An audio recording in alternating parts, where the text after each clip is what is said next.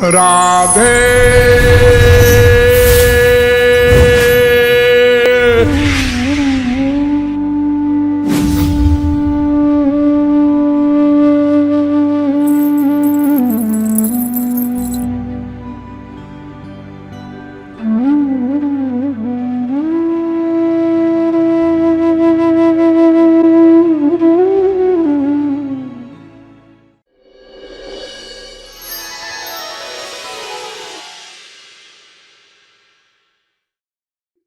और वैराग्य किसे कहते हैं?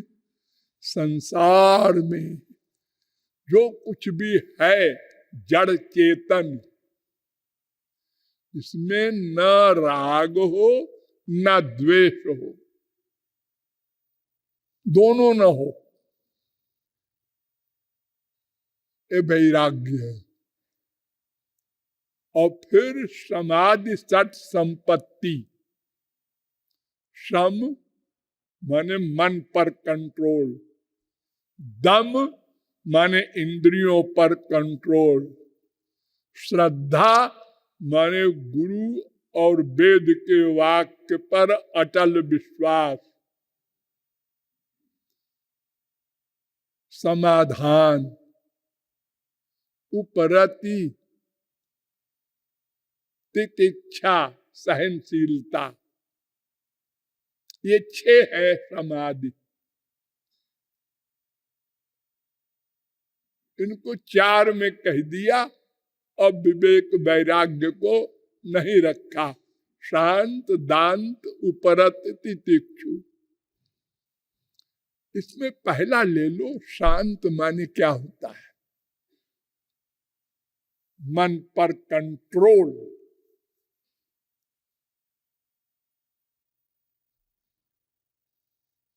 अगर जगत गुरु शंकराचार्य होते तो उनसे हम नम्रता पूर्वक पूछते कि मन पर कंट्रोल कैसे होगा, तब आपके यहां हमने दाखिला मिलेगा। ये अपना तुम जानो कैसे होगा। रे रे रे भाई, ऐसा नहीं चलेगा। जब आप जगत गुरु हैं तो आपको ये भी बताना होगा कि ये सम कहां से आएगा। क्यों? इसलिए कि श्रम के लिए तो वेद बड़े जोरों से कह रहे हैं कि क्षणम आयाति पातालम क्षणम जाति नभस्थलम। एक क्षण में मन पाताल पहुंच जाता है, बड़ा चंचल है, इस पर कोई कंट्रोल नहीं कर सकता।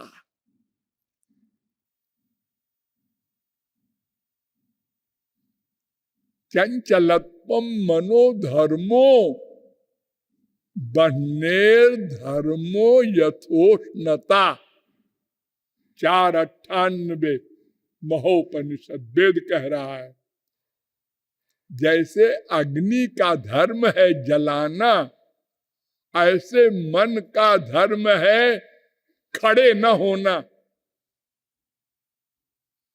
तो आप इसके धर्म को कैसे मिटा देंगे? धर्म तो नहीं मिट सकता। अग्नि का धर्म कोई मिटा सकता है जलाना? तो मन का धर्म है, नेचर है, चलता रहेगा, चलता रहेगा।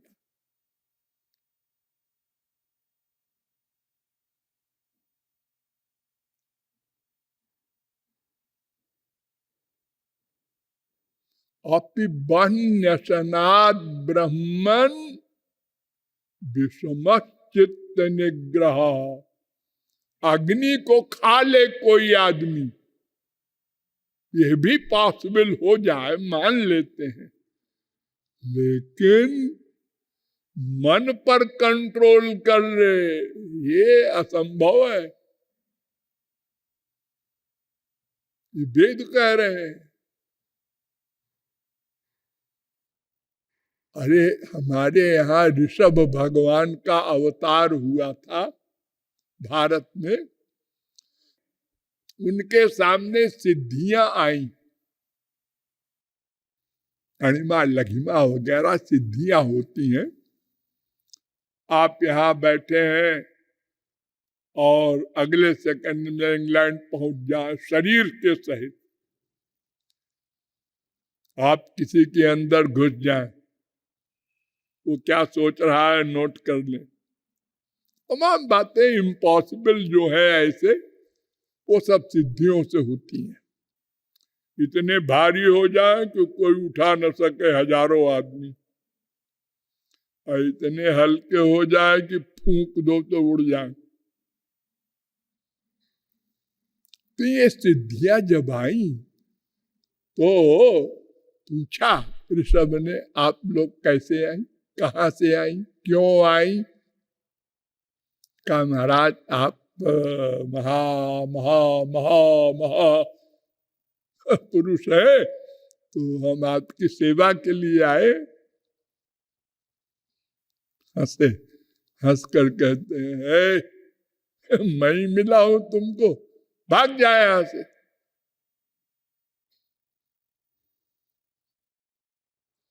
न कुरुजात कर्चित सख्यम मनसी है न बस्ते, भागवत 5:6-3। किसी बुद्धिमान आदमी को मन पर विश्वास नहीं करना चाहिए। सब लोग नोट कर लो।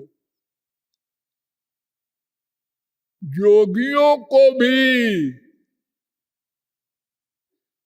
जिस योग का शब्दार्थ है योग चित्त वृत्ति निरोधा, ये सब बकवास है। चित्त वृत्ति निरोधा पतंजलि के बाप को भी नहीं था मन पर निरोध। अरे भगवान कह रहे हैं न कुरुजात कदाचित सख्यम मनसि वस्थिते योगिना कृतमैत्रस्य पत्युर्जाये वपुंश्चली। बड़े बड़े योगियों को जो नया स्वर्ग बना दिए विश्वामित्र, उनको भी भ्रष्ट कर दिया, उनके मन को भी अप्सरा में आसक्त कर दिया। ऐसा मन है दुष्ट और पावरफुल।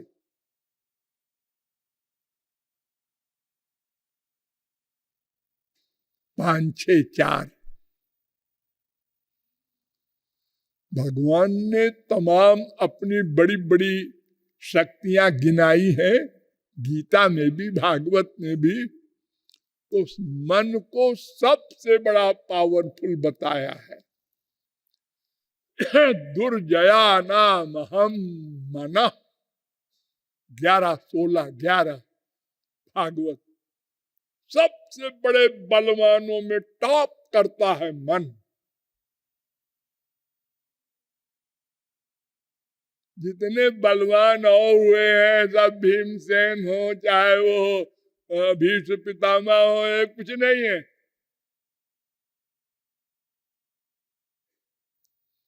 देखो अर्जुन, जिसके लिए भगवान ने कहा वीराणाम हम अर्जुना, सब वीरों में मैं अर्जुन हूं, यानी अर्जुन टॉप करता है।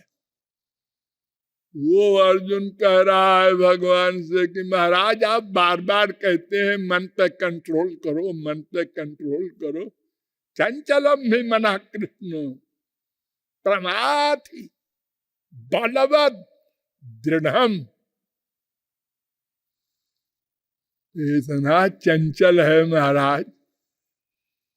भायो श्री वसु दुष्करम, इस पर कंट्रोल कैसे करें? जो बड़े बड़े योगींद्र नहीं कर सके, विश्वामित्र पराशर बड़े बड़े, तो साधारण मनुष्यों से शंकराचार्य आशा करते हैं मन बस कर लो फिर आ जाओ। फिर काय को है तुम्हारे पास? जब मन हमारे बस में हो जाए फिर क्या जरूरत है?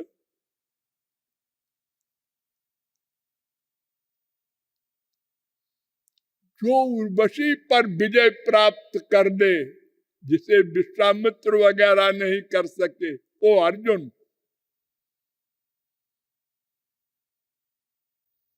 वो कह रहा है चंचलम में मना कृष्ण, 6:34 गीता। और भगवान ने एडमिट किया, असंशयम महाबाहो मनो दुर्निग्रहम चलम। मान लिया मैंने, बहुत चंचल है मन, बहुत पावरफुल है अर्जुन, तू गलत नहीं कह रहा है। माना कि तू वीरों में टॉप करता है,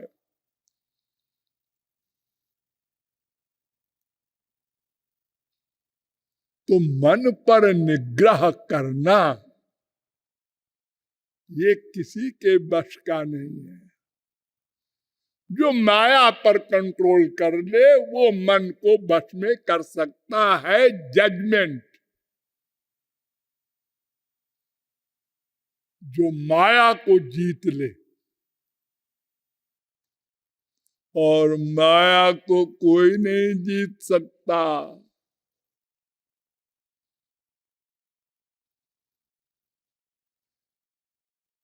दैवी हेषा गुणमयी मम माया दुरत्यया मामेव जे प्रपद्यन्ते माया में ताम तरन्ति ते। जो केवल मेरी ही शरण में आएंगे वे ही माया को पार कर सकते हैं मेरी कृपा से। अब जब माया जाएगी तो सब भागेंगे बिस्तर बांध बांध के। ओ मन हो चाहे मन का बाप हो, अरे ये माया का पुत्र ही तो है मन, सबसे बलवान। और इसके साथ बड़े बड़े सेनापति हैं, काम, क्रोध, लोभ, मोह, एक से एक बलवान, और सब अंदर बैठे हैं घात लगाए। इस समय आप लोगों को कोई देखे तो कहे ये सब लोग काम, क्रोध, लोभ, मोह, माया से परे हैं।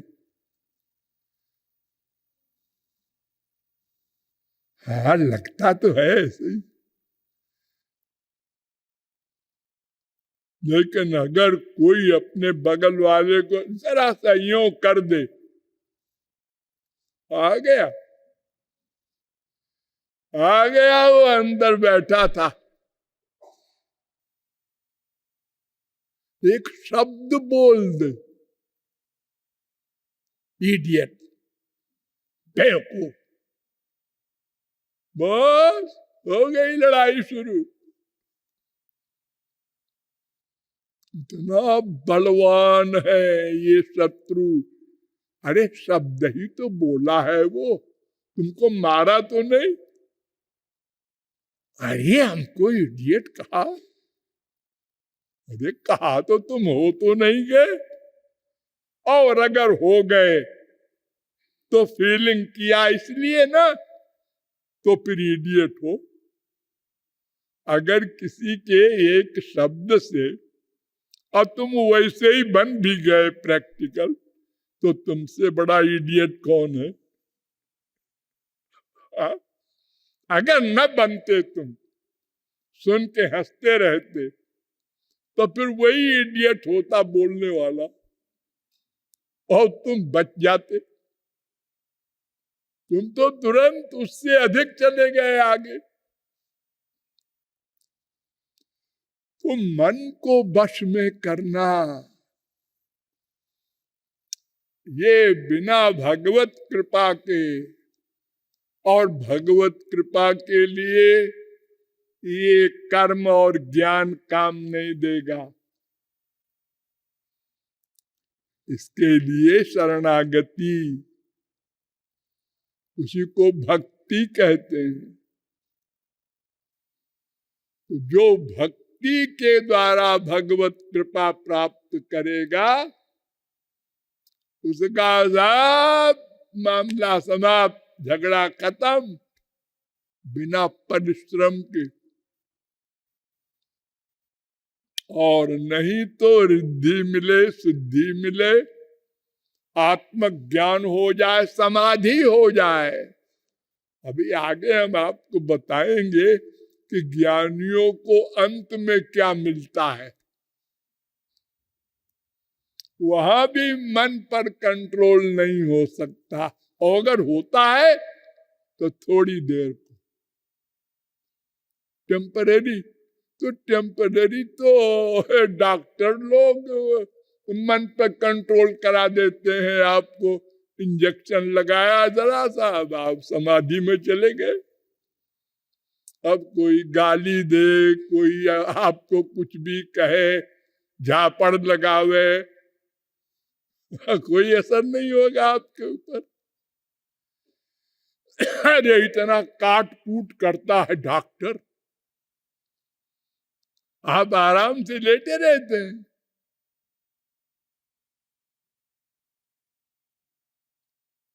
तो टेम्परेरी रिलीफ जो होता है समाधि में, और जब समाधि से बाहर आया हो, हमला किया माया ने, आओ गया मन।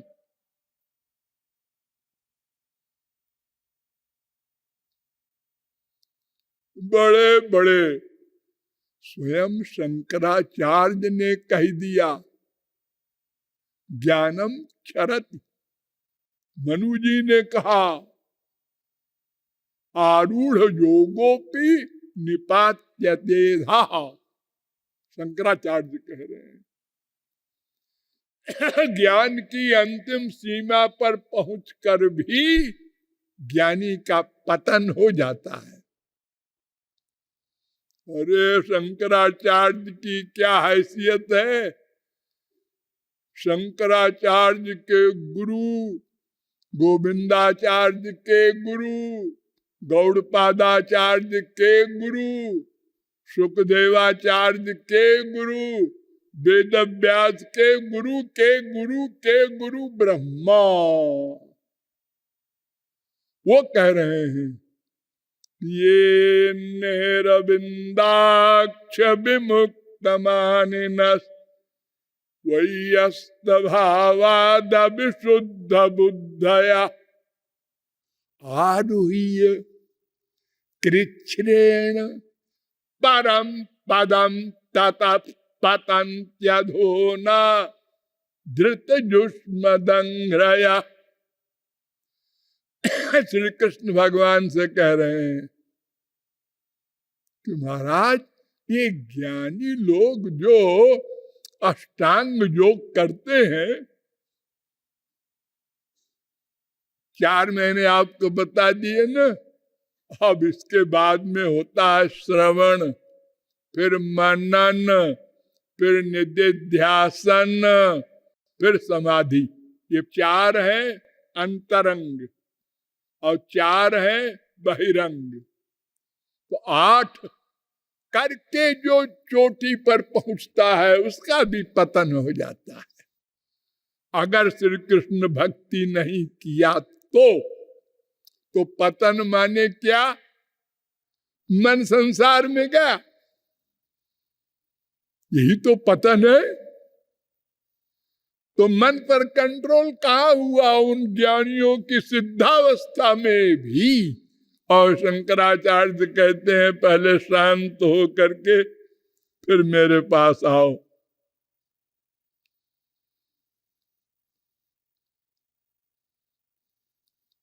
इसका रहस्य क्या है आगे बताएंगे। बोलिए लाडली लाल की।